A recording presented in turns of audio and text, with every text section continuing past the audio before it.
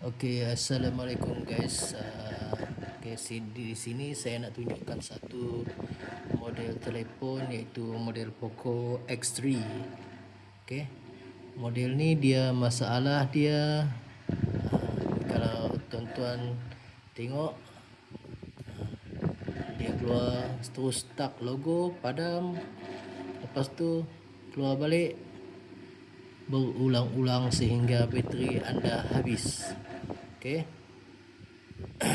Okey, masalah macam ni janganlah kita tuan-tuan anggap ini adalah masalah motherboard. Okey, sebab kadang-kadang benda yang lain juga boleh menyebabkan masalah seperti ini. Okey tuan-tuan, nanti saya tunjukkan kenapa saya cakap yang ni bukan masalah motherboard. Ya. Kemudian kita cabut dulu bateri dia. Okey. Kita cabut semua konektor kamera ni. Okey. Okey, ini jangan anggap ini fake ya. Ini bukan fake ya. Dia tunjuk sini ada 1 2 3 4 kamera. Okey, yang stay tinggal satu. Yang 3 ada di belakang ni. Ini dia punya konektor semua. Okey. Jangan cakap ini fake ya. Okay, kemudian kita cabut satu skru ni. Okey, ini untuk model Poco X3 ya. Ini punya. Okey, kemudian cara dia adalah yang ni saya dah jumpa dalam 2 ke 3 kali lah telefon yang mengalami masalah yang tadilah, keluar logo dan dia tak dapat terus on. Okey ya. Okey, cara dia senang. Tuan-tuan boleh cuba kalau bermasalah benda yang sama. Okey, ini kita tuel keluar lah dia punya motherboard ni. Okey ya. Tengok saya pasang balik. Benda ini akan berlaku tetapi kalau saya tuel sekejap motherboard ni, okey ya. Okey ya, saya tuel. Tengok. Terus keluar dia punya itu MIUI. Okey ya. Terus keluar dan kita tunggu.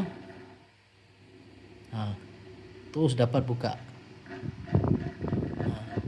Tetapi kalau saya tekan balik dia punya motherboard yang ni ya, saya tekan balik, saya cuba tekan tengok apa akan jadi. Dia tiba-tiba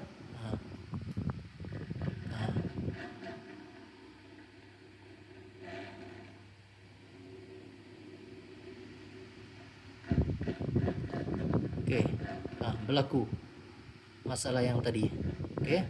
Kemudian apabila saya tuel keluar, tengok dia keluar logo Poco, nama Poco ni.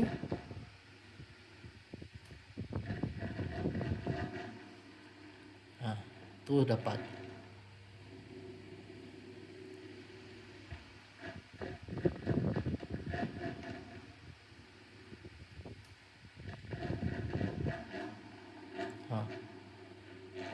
Okey. Dapat pula masuk. Dapat masuk dah. Okey.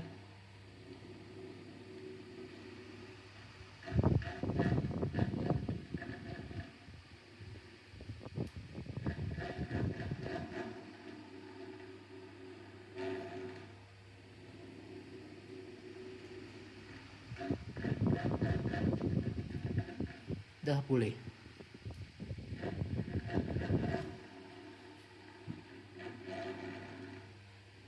Okey, tuan-tuan rasa ini masalah apa?